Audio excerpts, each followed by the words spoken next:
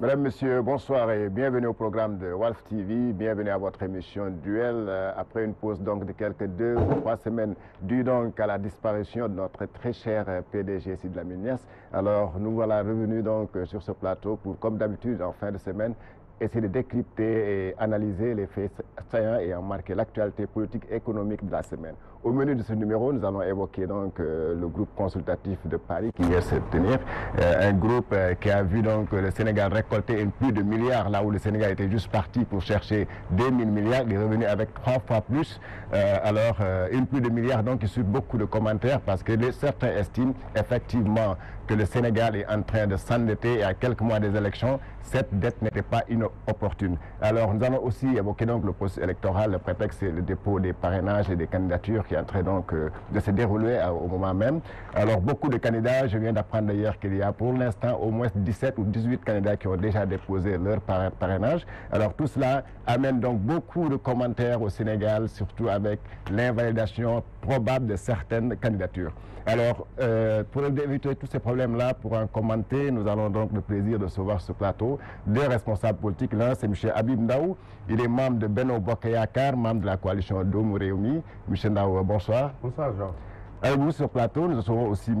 Ousseynou Nar Gueye. Il est donc de la coalition Guirassy 2019, le secteur national à la communication et à la coopération africaine du parti donc Sud. Sud, c'est Sénégalais Unis pour le développement.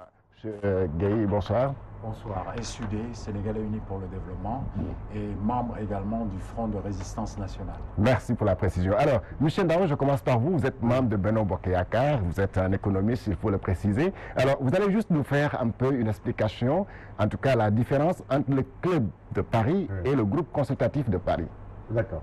Je vous remercie, Georges. J'en profite pour saluer les téléspectateurs, revenir saluer mon co-débatteur, M.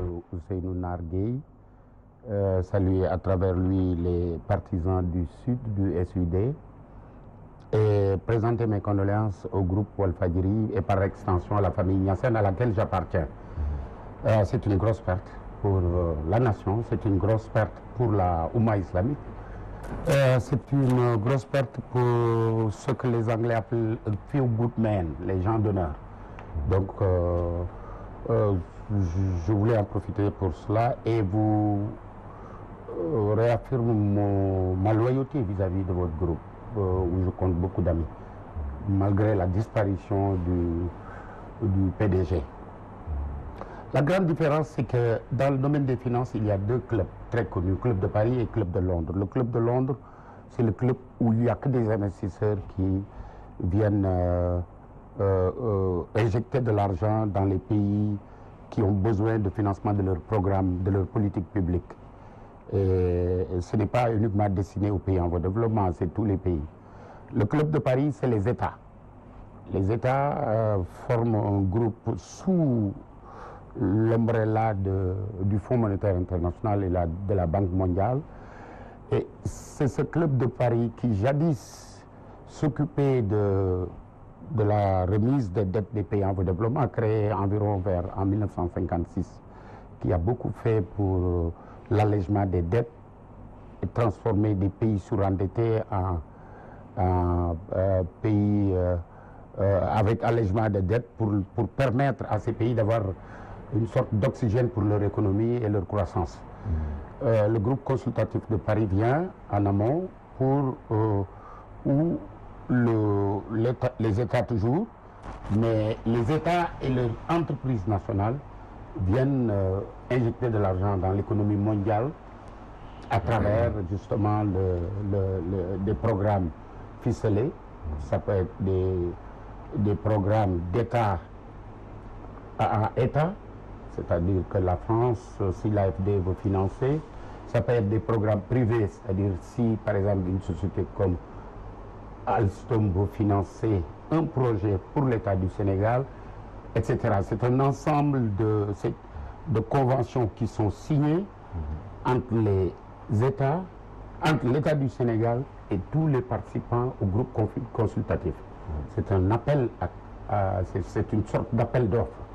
Et là, il est heureux que le gouvernement du Sénégal, qui est allé pour la phase 2, parce que la phase 1, si on se souvient très bien, a été financé, évalué, et on est passé sur la phase 2 avec pratiquement les mêmes PTF, les mêmes partenaires techniques financiers que sont la Banque mondiale, la Banque africaine de développement et autres, le Fonds monétaire naturel. Alors, vous étiez parti pour 2000 milliards, là vous êtes revenu avec 2500.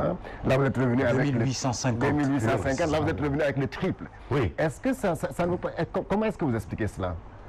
Ou bien vous n'aviez pas tellement apprécié ou évalué la première raison, c'est une réponse que les marchés financiers donnent à notre opposition qui critique le programme économique du gouvernement.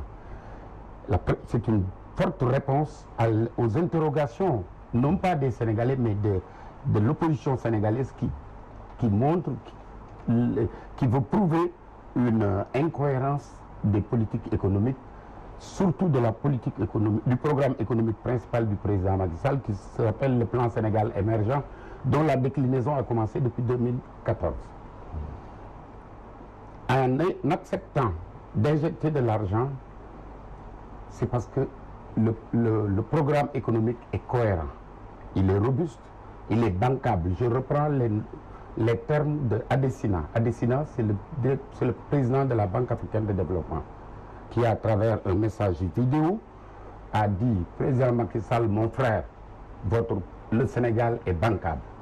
Bancable, ça signifie que vous avez donné des projets robustes, des projets crédibles, des projets rentables, des projets qui vont vers des financements qui vont vers des investissements productifs. Parce que la signature est un pays stable. Il est rarissime de voir dans le monde de la finance que des acteurs acceptent d'injecter de l'argent à la veille d'une consultation électorale. Parce que l'argent n'aime pas l'incertitude. Il suffit que le président Donald Trump souffre d'une grippe pour que les bourses s'affolent. S'ils acceptent, ils savent qu'on a une élection présidentielle en février. Ils acceptent de venir injecter de l'argent. Cela veut dire, compte tenu des découvertes du pétrole, comme disent certains, c'est même pas honnête de dire. On y reviendra. En 2014, on n'avait pas encore affiché au monde la disponibilité du pétrole et du gaz. Donc c'est par rapport au programme économique, à la stabilité politique, à la signature, à la crédibilité, au leadership, cette combinaison de facteurs qui sont évalués non pas par nous ou par l'opposition sénégalaise, mais par des institutions sérieuses comme Standard & Poor's, comme Moody's, qui confirment ou infirment la véracité ou la crédibilité des informations qui sont... Merci, on y reviendra. Alors Ousseynou, comment est-ce que vous expliquez un peu cette pluie de milliards sur le Sénégal, là où il était juste parti pour avoir 2800, quelque chose comme ça, milliards? Merci Georges. À mon tour, je veux m'associer aux mots de compassion que mon co-débatteur, M. Ndao, a eu en direction du groupe WALF. Vous réitérez les condoléances qui ont été celles de notre leader Moustapha Guirassy à l'endroit du groupe Walfadjri et de la famille Niasse et de la grande famille niassène. Je voudrais, pour ce groupe consultatif de Paris, m'inscrire en faux contre plusieurs affirmations que j'ai entendues. D'abord, l'argent qui a été recherché au niveau des investisseurs à Paris concerne un plan d'action prioritaire, PAP, qui démarrera en 2019. Donc, qui ne démarre pas tout de suite, qui démarrera avec des projets, très certainement d'ailleurs, après l'élection. Ça, c'est une première chose. Donc, de la coupe aux lèvres, comme on dit, il y a loin. Et nous en sommes encore loin. Effectivement, l'État du Sénégal a budgété des projets à hauteur de 2850 milliards et est revenu avec des engagements, et j'insiste sur le terme engagement, à hauteur de 7356 milliards. Ce sont des engagements, ce n'est pas de l'argent qui est mis sur la table. D'abord, pour commencer, les bailleurs qui sont là-bas ne se parlent pas entre eux. Ils font tous des propositions de financement sans savoir ce que leur voisin de gauche ou leur voisin de droite a fait. Ce qui peut aboutir à la situation dans laquelle on se retrouve avec plus de financements qui sont proposés que de financements qui sont demandés. C'est du surbooking. C'est comme une compagnie aérienne qui fait faire des réservations à plus de passagers qu'elle ne peut en transporter. Au final, elle a une capacité de transporter un certain nombre de passagers qu'elle ne pourra pas dépasser.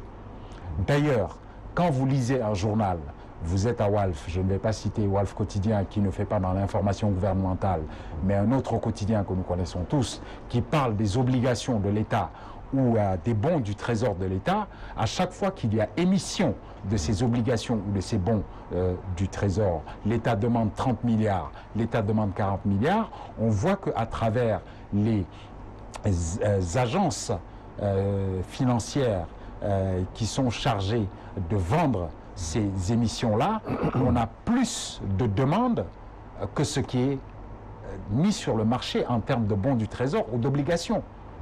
On en met 30 milliards, on dit on a eu 50 milliards de demandeurs du bon du Trésor, mais au final, on ne prendra que les 30 milliards en question. Je mets au défi le régime Sall, le président Macky Sall et son gouvernement, d'absorber et d'accepter les 7500 milliards en question qui sont des offres d'engagement financiers. Donc ce n'est pas de l'argent qui sont sur la table.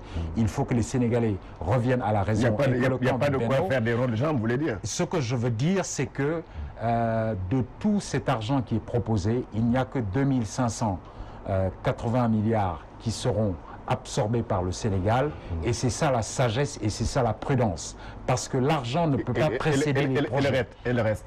Mais le reste, il faudra bien que le Sénégal revienne avec d'autres projets qu'il propose aux investisseurs, et donc en contrepartie, les investisseurs mettent cet argent-là dans des projets clairement identifiés. Et de ce point de vue-là, je veux parler de quelque chose qui a été dit, l'évaluation.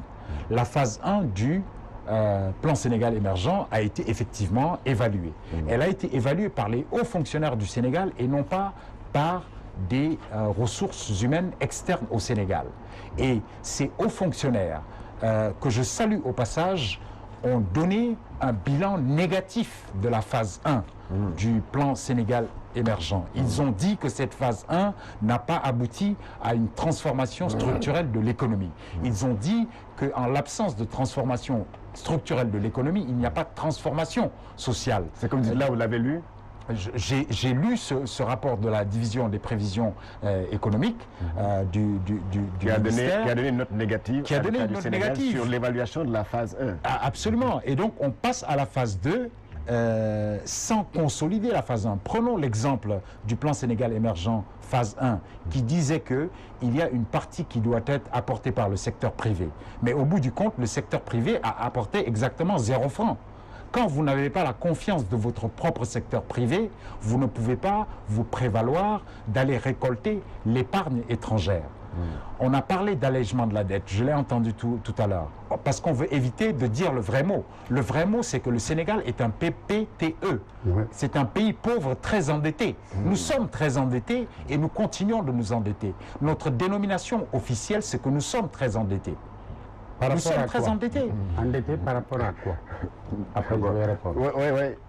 Il vous dit endetté par rapport à quoi? Non. Nous sommes un PPT, nous sommes endettés, un pays pauvre très endetté. Oui. Nous sommes endettés par rapport d'abord à notre capacité de paiement du service de la dette. Le service de la dette, c'est-à-dire l'argent que l'État du Sénégal consacre à rembourser la dette, se montait à 24% des recettes de l'État du Sénégal en 2014. En 2018, nous sommes à 30% des recettes de l'État qui servent au service de la dette. C'est-à-dire que finalement, nous faisons du soulbouki soulibouki. Nous empruntons pour rembourser. C'est ça que ça veut dire. L'État du Sénégal est très endetté par rapport également, j'allais dire, à des ratios qui sont fixés au niveau communautaire. Nous dépassons notre déficit. Nous sommes à 3,5%. Vous me direz que 0,5% ce n'est pas important parce que l'Union économique et monétaire ouest-africaine prescrit 3%, mais nous sommes quand même dans un déficit. Aujourd'hui, on nous présente un budget dont on nous dit que c'est un budget social, mais ce budget-là, et j'en viens, quand on emprunte, c'est pour dire que quand on emprunte, il faut que ce soit pour investir et non pas pour payer des dépenses, notamment pas des dépenses de personnel. Le budget qui est en train d'être voté, les dépenses de personnel ont cru de plus de 350 milliards. Ce n'est pas soutenable, c'est problématique, c'est électoraliste, c'est quelque chose qu'on va laisser en legs à ceux qui prendront le pouvoir. Moi, je rétorque que cette confiance en la signature du Sénégal, elle ne date pas de maintenant, parce que nous sommes quand même la 4e économie ouest africaine, après le Nigeria, la Côte d'Ivoire et le Ghana. Nous sommes la 2e économie ouest africaine francophone après la Côte d'Ivoire. C'est quelque chose qui a été construit par les régimes précédents. Donc, nous ne sommes pas une petite économie à notre échelle. Cela et que cela ne commence pas par le président Macky Sall, vous semblez dire. Je dis que ça ne passe pas par le président Macky Sall, dont les dépenses en investissement ne sont pas pertinentes parce qu'elles ne favorisent pas le développement durable inclusif. On nous parle d'émergence, c'est un bien grand mot. On ne peut pas parler d'émergence pour un pays comme le Sénégal. Je dis que... Ah oui? Comment? Il n'y a pas d'émergence. Non, mais je veux dire, l'émergence est un concept économique très défini. Ce sont les BRICS qui sont les pays émergents. Le Brésil, la Russie, l'Inde, la Chine, l'Afrique du Sud. Ce sont les dragons asiatiques qui sont les pays émergents. Ce sont les tigres asiatiques dont la Malaisie. On aspire à l'émergence. Oui, le Sénégal aspire à l'émergence. Quand le dernier de ces pays émergents a un PIB qui est 20 fois supérieur à notre PIB, on ne peut pas dire qu'on aspire à l'émergence simplement parce que des cabinets nous ont vendu la notion d'émergence et que nous la vendons à notre peuple qui pense que l'émergence arrivera par un coup de baguette magique. Je vais après chez vous. Alors, M. Ndao, vous avez écouté un peu le discours de M. Gueye. Il parle d'abord d'un pays très endetté, d'ailleurs tout le monde le dit.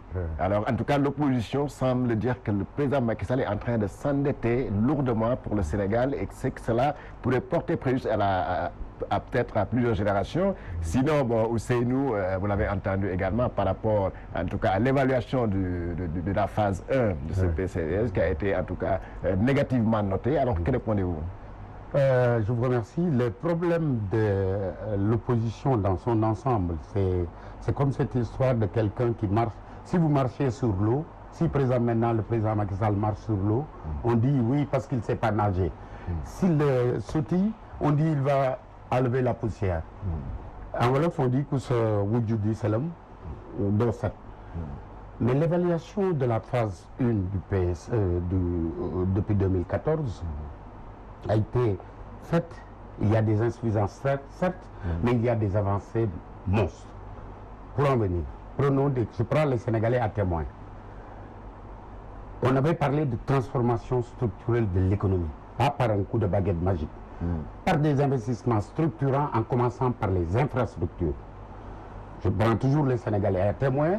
Quand les routes sont réhabilitées au niveau des infrastructures, il y a les routes de Kaolack, Fatick réhabilitées, toutes les routes qui avoisinent dans le Sine et Saloum ont été réhabilitées. C'est des investissements. Pour clarifier, avant de venir au niveau des infrastructures, pour clarifier que dans la phase 1 du PSE, l'État n'avait pas dit que le secteur privé était prioritaire. L'État a commencé par compter sur lui-même, c'est-à-dire par les investissements publics, et essayer d'ouvrir la porte pour les investissements privés.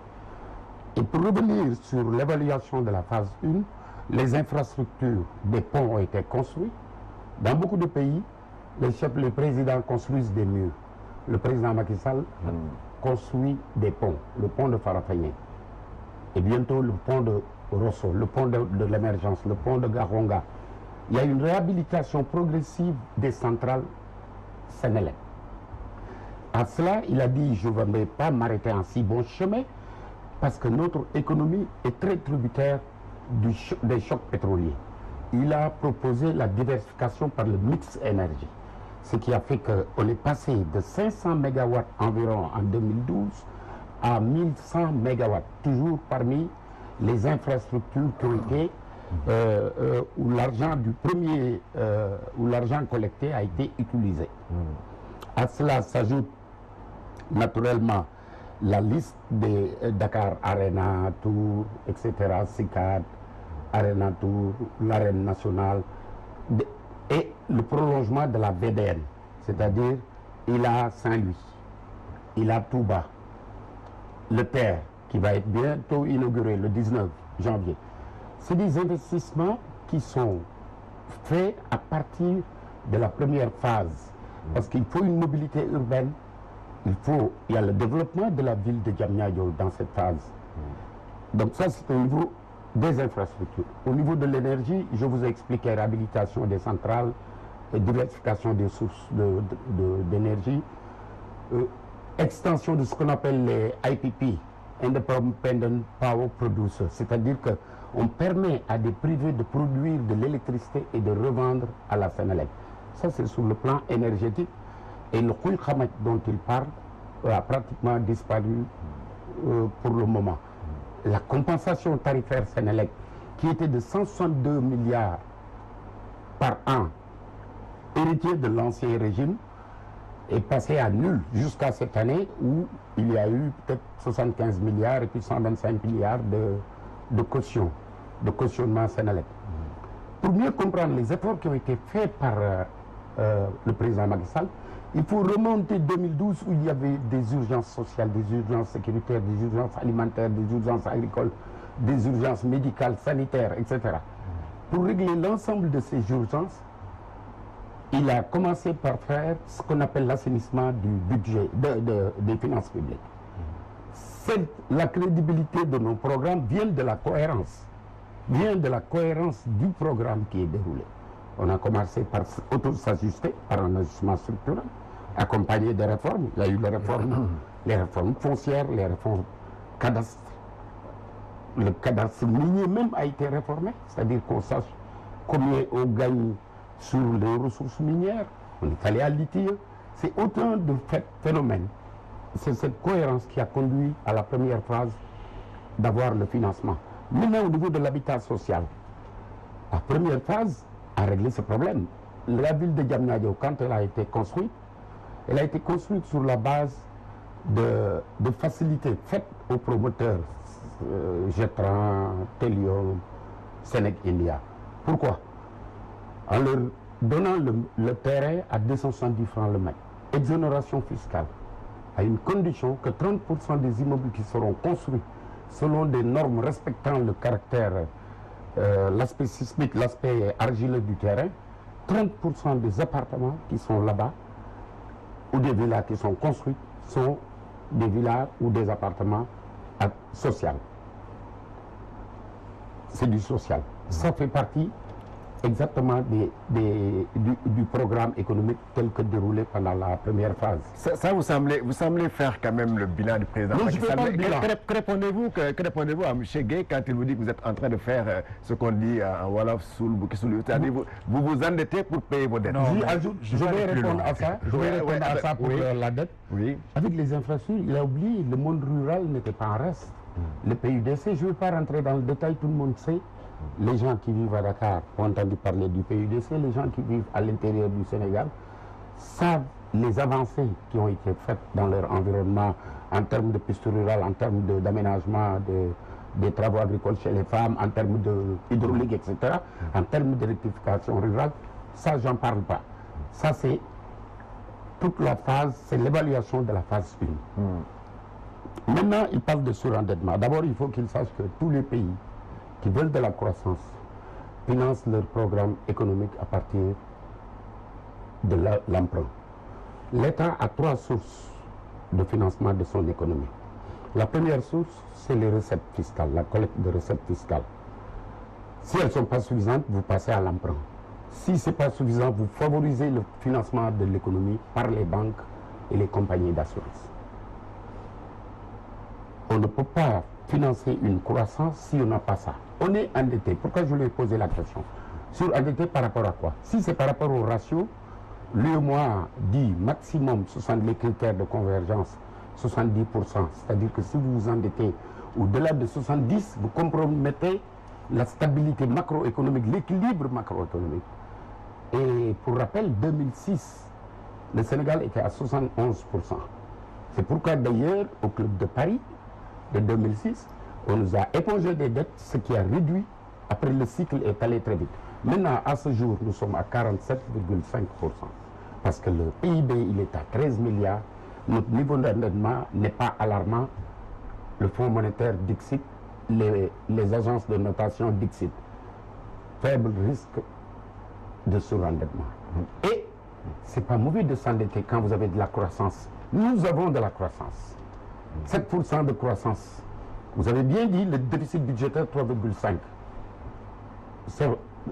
Aux États-Unis, ils ne connaissent même pas le montant de leur déficit parce qu'eux, ils financent leur croissance par le déficit. 3,5. Nous sommes à 3,5.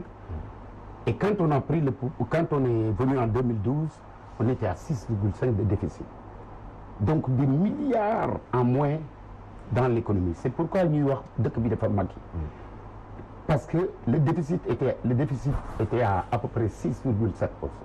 Nous l'avons ramené progressivement de 2012 jusqu'à 2018 à 3,5 pour le maintenir dans les critères de convergence.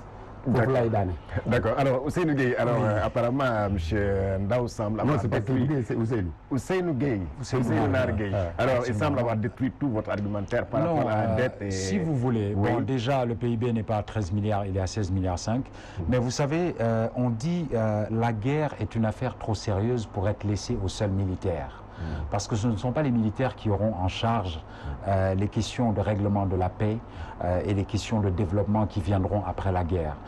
Je vais rétorquer la même chose à M. Ndao qui est économiste. Le développement durable et inclusif d'un pays est une chose trop sérieuse pour être laissée aux seuls économistes.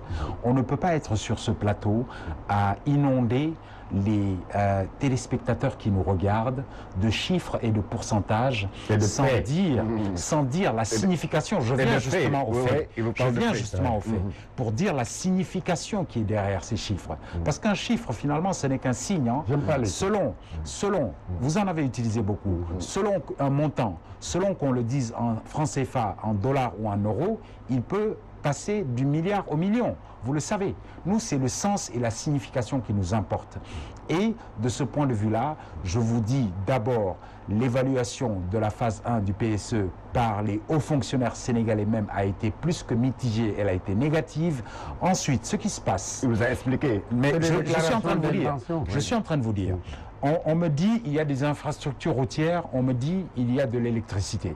Mais vous savez, les infrastructures routières mises en place par financement emprunté par l'État ne servent à rien s'ils ne servent pas à faciliter le transport de biens marchands, l'évacuation des récoltes qui sont dans l'intérieur du pays. L'électricité, c'est la même chose. Elle ne sert à rien. Je vais en venir. L'électricité, ça ne sert à rien d'en produire s'il n'y a pas des industries qui sont créées pour consommer cette industrie-là. Et c'est le secteur privé qui crée ces industries-là. Le PIDC, le PRODAC, l'ADER, etc. Je veux bien consentir que le régime sale est très fort en acronymes qui sont des slogans en eux-mêmes. Mais la réalité des faits, je dis, elle dément ce qui est en train d'être affirmé ici. C'est-à-dire que tous ces milliards-là, en fait, il n'y a pas de conséquences directes sur le vécu des Sénégalais. Non, mais je veux en venir sur des réalisations qui ont été mentionnées avant de passer à ça.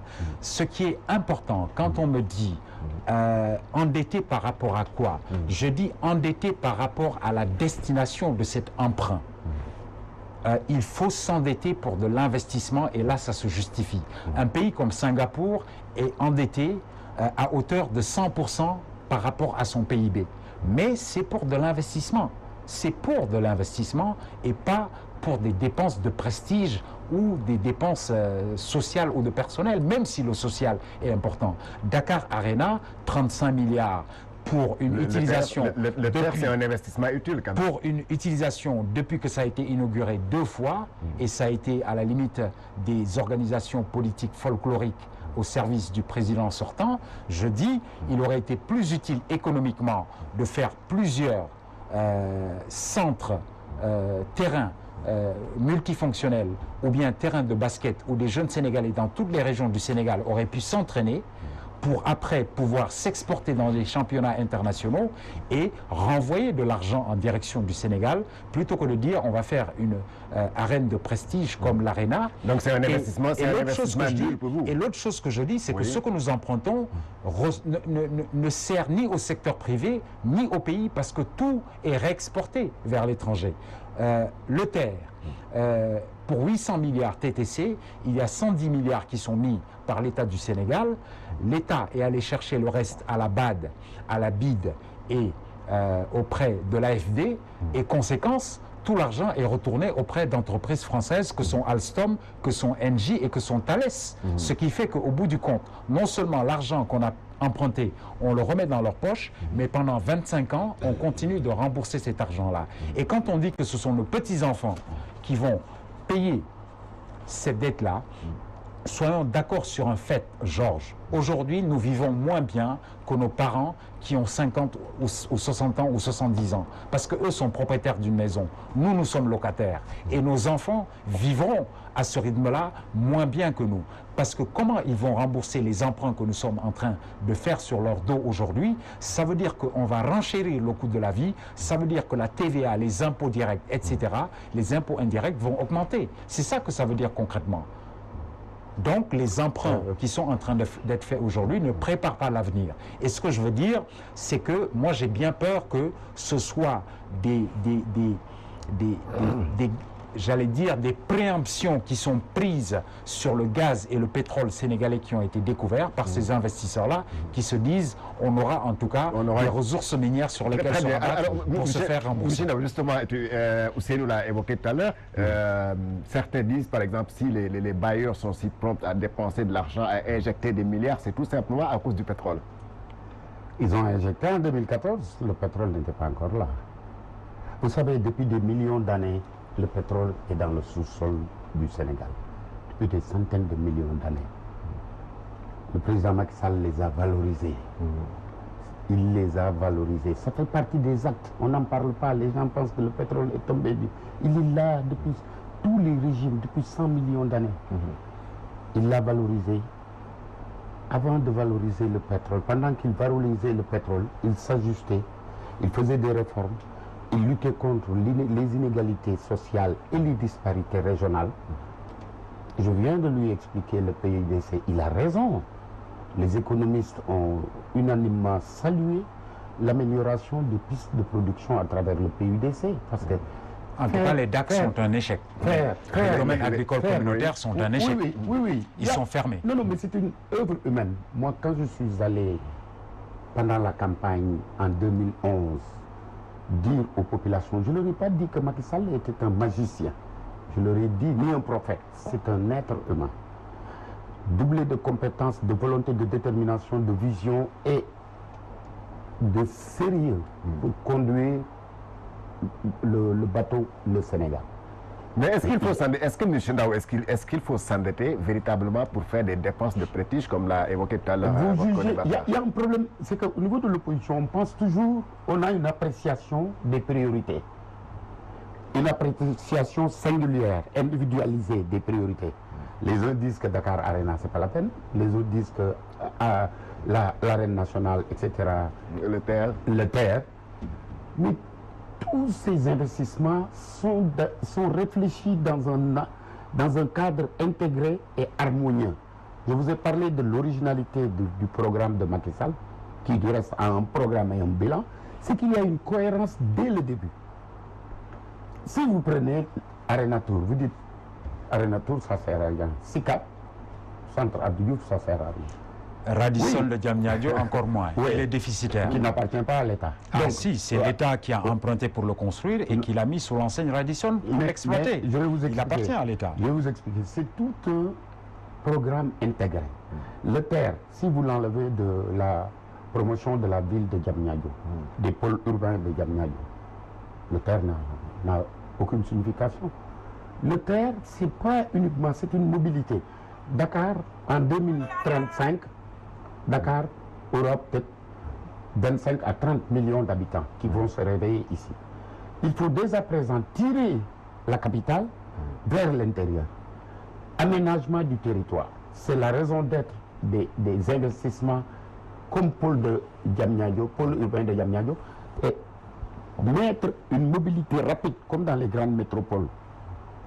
Il a vécu en France apparemment, en Occident. Il sait, le train express régional, ça sert à désengorger la couronne. Et c'est exactement le même principe. Ici, en construisant le terre, vous impactez sur le coût du loyer. Dakar sera, il y aura moins de pression population, de pression sur Dakar.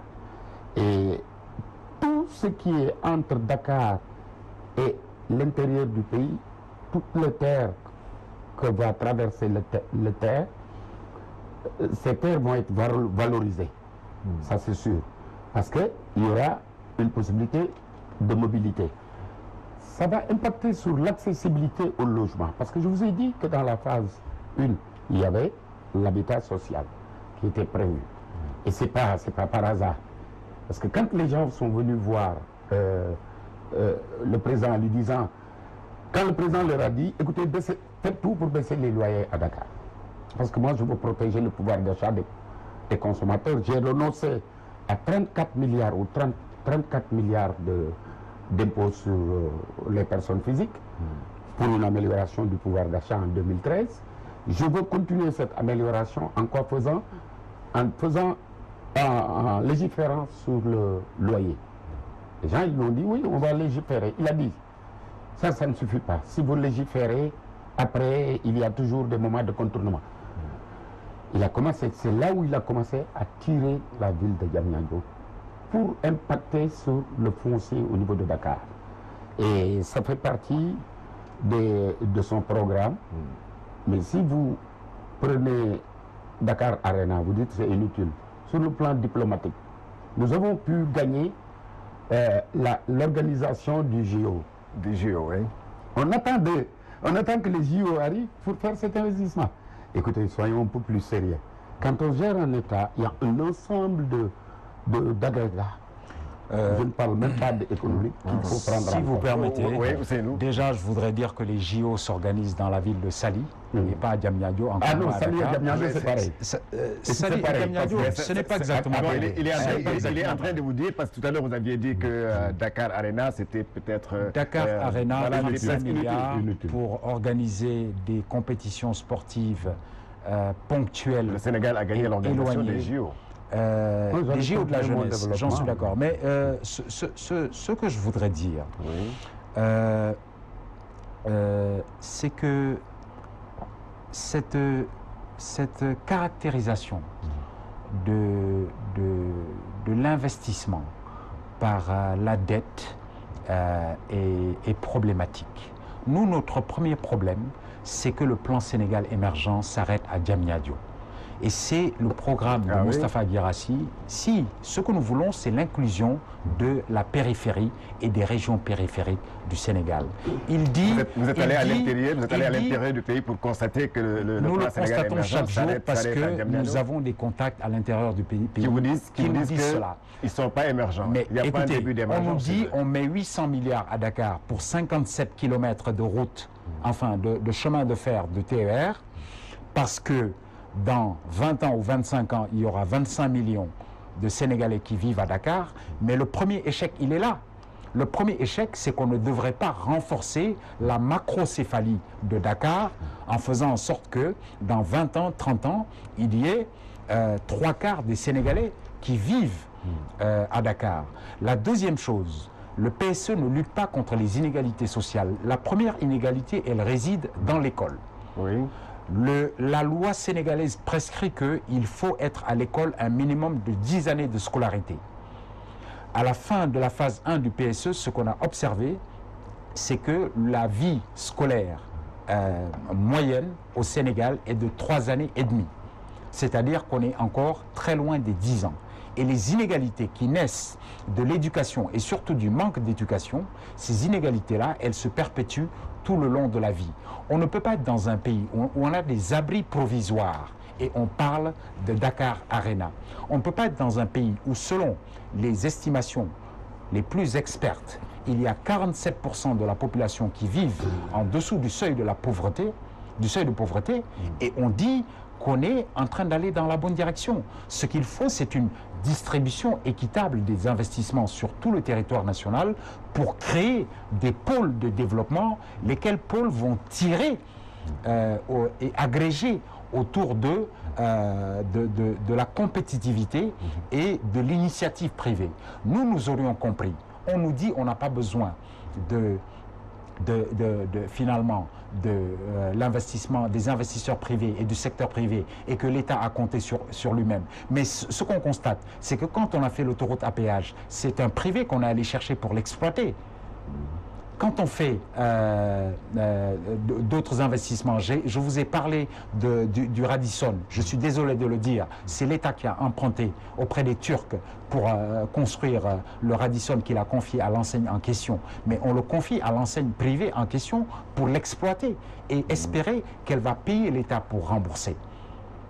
Donc, je dis, on a besoin de ce secteur privé-là. J'aurais compris qu'on mobilise l'épargne nationale, j'aurais compris que comme dans des pays véritablement émergents, quand on cherche à lever des fonds, on demande aux Sénégalais qui croient dans leur pays de mettre de l'argent pour ce plan Sénégal émergent-là. Parce que quand même, il y a de l'argent au Sénégal. Il est peut-être inéquitablement réparti. Mais on sait que le Sénégal, devant les investissements directs étrangers, devant l'aide publique au développement, reçoit en priorité des fonds envoyés par la diaspora sénégalaise. Pourquoi cette diaspora sénégalaise-là, qui envoie de l'argent pour soutenir les familles, ne pourrait pas, si on les convainc que tel projet est bancable, soutenable, va rembourser ces investisseurs, pourquoi ils ne mettraient pas de l'argent? On n'a même pas mobilisé 1 milliard, je ne parle même pas de 100 milliards, mais 1 milliard auprès de l'épargne privée nationale. Donc je dis, cette phase 2-là, je suis désolé, c'est 14 000 milliards en tout, de 2019 à 2024, dont 9 000 milliards qui sont mobilisés pour 5 000 milliards par l'État du Sénégal et 4 000 milliards pour l'État du Sénégal et 5 000 milliards auprès des partenaires techniques et financiers bilatéraux. Et donc, il restait les 4 000 milliards. Donc, quand on va chercher 2 850 milliards au groupe consultatif de Paris, il faut savoir que la différence, on la demande au secteur privé. Le même secteur privé qui déjà dans la phase 1 n'avait pas investi. Donc je dis, il y a déjà des problèmes de projection financière de ce point de vue-là. Donc, je voudrais conclure pour dire que quand on parle de 2012, nous d'abord, nous ne sommes pas comptables de 2012. Ça, c'est la première chose. La deuxième chose, vous savez la situation qui a été celle du Sénégal pendant 2 ans. Vous étiez là en 2012, vous étiez dans le gouvernement en 2012.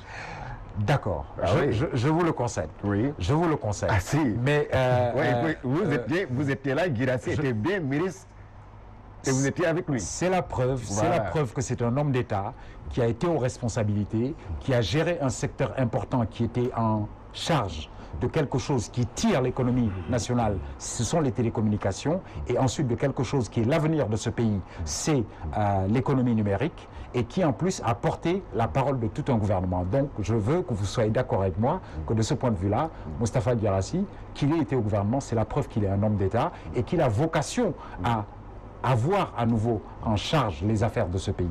Nous sommes d'accord. Mais je dis qu'il a prévalu une situation nationale avec l'ensemble finalement de la communauté internationale qui cherchait à asphyxier Maître Abdoulaye Wade pour l'empêcher d'avoir le fameux 3e mandat auquel il prétendait. Les robinets étaient fermés. D'ailleurs, si vous vous rappelez, la première chose après sa visite, après son élection que Macky Sall a fait, après sa visite en Gambie, c'était de se rendre en France pour, dit-il, aller demander à ce qu'on lui donne de l'argent pour payer les salaires au Sénégal. C'est ce qu'il a fait. D'accord, je reviendrai. Habib Ndao. Vous avez un problème de projection financière, comme il le dit. Pour corriger d'abord, avant, le président Macky Sall, après sa prise de fonction, n'était pas parti à Paris pour des problèmes de salaire uniquement. La campagne agricole était budgétisée, mais il n'y avait pas d'argent. Wade avait utilisé, l'ancien régime, le président Wade, avait utilisé cet argent destiné à la campagne agricole, il l'avait utilisé à la campagne agricole. Est-ce que vous n'avez pas utilisé aussi vos milliards? Le FMI dit que vous avez les mêmes tensions de trésorerie. Oui. Le FMI l'a dit il y a 2 mois. On a des tensions. Moi, je ne dis même pas tension. Avoir une tension de trésorerie, c'est pas la fin du monde tant que vous payez les salaires et que vous avez de la croissance. Ça, c'est un autre débat. Mais je vais en venir pour clarifier que moi, je ne suis même pas d'accord qu'on soit en tension de trésorerie. Parce que moi, j'étais là quand il y a eu véritablement tension de trésorerie, retard dans le paiement des salaires, difficulté pour payer les salaires. J'ai commencé ma carrière de banquier et je sais ce que c'est. Yalla bu Sénégal yegg foofu li ñu nekkee c'est des difficultés dues à des inadéquations entre le temps d'entrée des recettes et les dépenses immédiates à faire. Qui est dû surtout à l'absence, à l'incohérence de la collecte des recettes fiscales. Dû à des chocs exogènes tels que la montée du baril. Le FMI dit que les recettes fiscales ne sont pas correctement prélevées. C'est pas ma référence. Je vais vous expliquer. Moi, ma référence, c'est le plan Sénégal. Quand c'est le groupe consultatif, vous êtes d'accord que le FMI est un référent? Non, vous n'avez pas compris. J'ai dit, c'est la cohérence du programme Sénégal émergent qui est moi mon référentiel. 14 pays africains parlent de plan émergent. Je vais répondre à... Et ils sont émergents. Ils ne le sont pas. Il a dit que le PSE ne règle pas les problèmes d'inégalité sociale. Allez demander aux titulaires de la carte d'égalité des chances. Allez demander à ceux qui profitent de la carte Sésame. Allez demander aux gens qui ont la couverture maladie universelle ou les bourses familiales. Vous n'en avez pas besoin. Parce que peut-être vos lunettes coûtent un peu plus cher. Je le confesse, coûte trop cher. Si on est en ville, on ne peut pas comprendre l'impact et l'utilité quand les villageois disent que depuis l'indépendance, c'est la première fois qu'on nous fonctionnalise, qu'on reçoit quelque chose de l'État à titre de salaire. Il l'appelle salaire, c'est une aide. Ok. Ça, c'est donc pour dire que quand il dit que le PSE ne règle pas les disparités sociales. Oui. Le PSE va jusqu'à régler les inégalités, les disparités régionales. Quand le président Macky Sall a mis l'acte 3, il a fait une communalisation intégrale. Il a dit qu'il n'y a plus de communauté rurale, il n'y a plus de ruralité. Avec son lot de problèmes. Absolument. Chaque décision a un lot de problèmes. Je vais vous faire une confidence. Quand vous êtes au cœur de l'État, si vous entendez un problème sérieux, comme quand on a dit l'eau Kermassa, il y a à peu près 9 problèmes de sensibilité similaire, d'intensité, de gravité, qui ont été réglés sans que pourtant les populations ne soient au courant. Les problèmes ne sont pas des alibis, c'est des épreuves à surmonter. Chez Macky Sall, c'est l'homme Macky Sall, je ne dis pas le président. Vous venez vers lui, il vous dit ce qu'il veut, vous lui dites les problèmes, il vous dit débrouillez-vous, mais trouvez-moi les solutions idoines. Je vous donne un autre exemple. Quand il s'est agi de répercuter le cours du baril et la hausse du dollar sur l'électricité et le gaz, parce que depuis que le président Macky Sall est là, vous n'avez pas entendu de pénurie de gaz. Mais il est fait. Quand les techniciens, le Fonds monétaire, les techniciens du ministère, tout le monde lui a dit, président, il faut qu'on répercute le cours du baril et la montée du dollar. Il a dit, je ne veux pas du tout, parce que ma conviction profonde, c'est lutter contre les inégalités sociales, protéger le pouvoir d'achat des Sénégalais. Il a dit non, je refuse. On lui dit, il n'y a pas d'autre. Il a dit, trouvez une autre solution, mais les Sénégalais, je ne peux pas faire un renoncement fiscal, augmenter, il n'y avait pas d'élection, hein, c'était en 2013, augmenter réduire 2 fois le prix de l'électricité et de l'essence à la pompe, et venir aujourd'hui, ce n'est pas donc des considérations électorales, c'est une conviction profonde chez l'homme. Et c'est la raison pour laquelle il a dit, écoutez, moi, je ne demande pas qu'on répercute. Mais tous les pays importateurs de pétrole ont répercuté l'impact de ces chocs exogènes. Il ne s'est pas arrêté là. Quand il a pris le pouvoir, dès qu'il a pris le pouvoir, il connaît le fait que notre croissance, comme il l'a dit, n'était pas inclusive, n'était pas n'était pas résilient face au choc. Il a commencé à diversifier les mix énergie. Il a commencé à valoriser le pétrole. Voilà, merci. Merci, M. Ndao. On va évoluer tout à l'heure. Avant d'évoluer, il nous reste juste quelques minutes. Oui, mais juste une petite conclusion. Moi, je voudrais, sur cette question de l'électricité, signaler qu'il y a exactement un an, la Sénélec a signé un emprunt auprès de l'Agence française de développement pour 130 milliards de francs CFA. Là encore, c'est un développement qui est financé par l'emprunt et qu'il faudra bien payer. Ça, c'est une première chose que je voulais dire. Par rapport à cette prétention, cette affirmation de développement inclusif, je pense que c'est aller un peu trop vite en besogne que de l'affirmer comme ça. Parce qu'on a aujourd'hui des politiques publiques qui ne sont pas soutenables. La CMU aujourd'hui, par défaut de remboursement auprès des structures sanitaires, n'est plus acceptée. Les 400 000 bourses familiales, passer de 100 000 bourses familiales à 400 000 bourses familiales, qui sont peut-être un filet social comme un autre qu'on peut utiliser dans des pays où il y a une problématique de chômage, de sous-emploi rural, on veut bien le comprendre, mais ce qui est soutenable, c'est d'aider les paysans à vivre de leur travail et de leur production. Aujourd'hui, les 50% de population active qui sont dans le secteur primaire, c'est-à-dire l'agriculture, se partagent 17% de notre PIB. Pendant que 30% se partagent 23% dans le secteur de l'industrie et enfin le reste se partage, laissez-moi terminer là-dessus, c'est-à-dire les services. Les chiffres, hein. Vous terminez sur les chiffres. Je termine sur les chiffres parce que vous les avez mis sur la table. Vous les avez mis sur la table. Mais je dis en tout cas que ce ne sont pas des politiques publiques soutenables. On ne peut pas, comme disait l'autre, plutôt que de donner du poisson tous les jours, il vaut mieux apprendre à pêcher aux gens. Les domaines communautaires qu'on a mis en place sont à l'arrêt. On en crée encore un à Sangalkam. Je veux dire, ce que le monde rural est en droit d'attendre, c'est qu'on les aide dans la capacitation de l'agriculture, de l'évacuation de leur récolte et de la mise en marché. C'est pas de leur donner Monsieur Ousseynou-Gueye, nous allons donc passer au deuxième thème qui va nous prendre peut-être 5 minutes. Chacun aura de toute façon son mot à dire. Alors, votre candidat, monsieur Guirassy, Moustapha Guirassy, a déposé, paraît-il, ses parrains hier. C'est exact. Il est 17e. Alors, est-ce que vous attendiez quand même à autant de candidats avec le parrainage? Mais je pense qu'il y a une justice immanente à travers son ministre de la Justice, Ismaïla Madior Fall. Le président sortant a imaginé tous les artifices pour limiter au maximum le nombre de candidats, puisque la théorie, c'était de dire qu'il fallait maximiser le nombre de candidats aux législatives. On a eu 47 listes. Le Premier ministre avait dit qu'il n'y aurait même pas 5 candidats. Eh bien, l'histoire va lui donner tort. Je suis en mesure de vous le dire.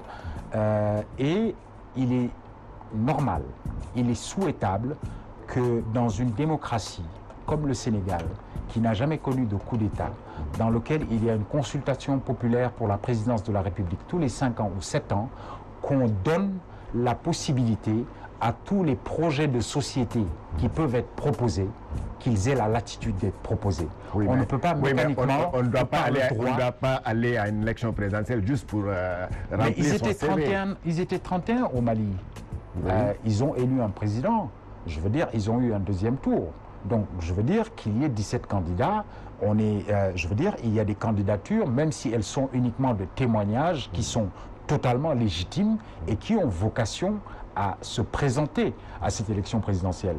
Je veux dire, par le passé, si je prends quelqu'un comme M. Dieye, dont le slogan était Allahu Aïdoun, qui a été candidat, ou si je prends Madior Diouf... Le papa de Cheikh Bambaye. Tout à fait, ou si je prends Madior Diouf qui a été candidat, ou le professeur Iba Der Thiam qui a été candidat à la présidentielle, ils avaient quand même quelque chose à dire à ces élections-là qui valait la peine d'être écoutés. Donc je pense qu'il faut laisser le libre jeu de la démocratie se faire. Il faut pas banaliser quand même la fonction présidentielle. Non, il n'y a pas de banalisation. Il n'y a pas de banalisation. Oui, monsieur Ndao, est-ce que là vous attendiez quand même à ça? Parce que là, apparemment, comme le dit Ousseynou Gueye, vous aviez quand même un schéma pour limiter le nombre de candidats. Malheureusement, vous avez provoqué même une éclosion, pour ne pas dire une pléthore de candidatures. Oui.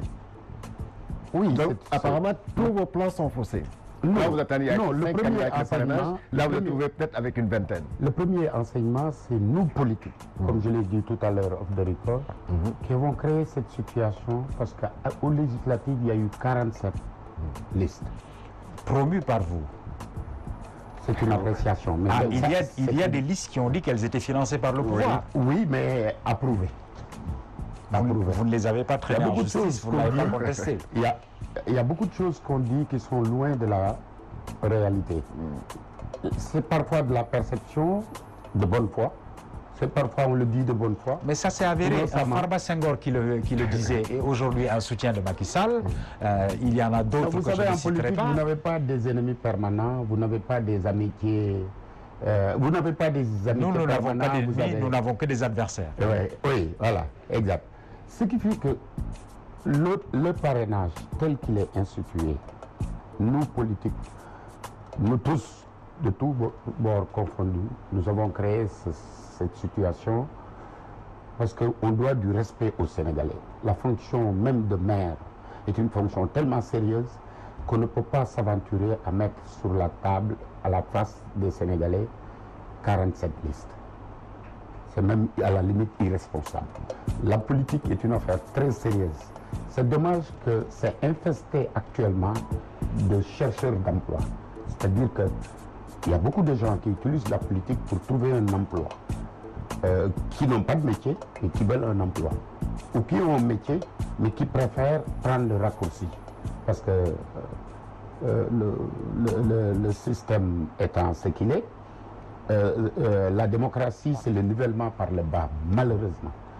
Et ce que je regrette depuis que je suis entré en politique, c'est qu'il y a beaucoup de Sénégalais compétents, professionnels, qui ne veulent pas toucher à la chose politique. Qu'ils viennent, parce que s'ils laissent la place à des gens qui ont d'autres ambitions, d'autres agendas, ces situations vont se retrouver dans ces situations. Voilà, on me signale que le temps qui nous était imparti est terminé, donc merci donc à nos chers invités. Je rappelle que nous avions le plaisir de recevoir sur ce plateau M. Habib Ndao, il est membre de Benno Bokk Yakaar, membre de la coalition Doomi Réwmi. Merci à M. Ousseynou Nar Gueye, je rappelle qu'il est le secrétaire national à la communication et à la coopération africaine du parti Sud, c'est Sénégalais Unis pour le développement de Moustapha Guirassy, candidat donc à la présidentielle. SUD. Alors merci donc à mes techniciens, cher Tidiane Diop, cher Tidiane Ndiaye, et merci aussi à vous, chers téléspectateurs. Excellent week-end avec les programmes de Walf TV.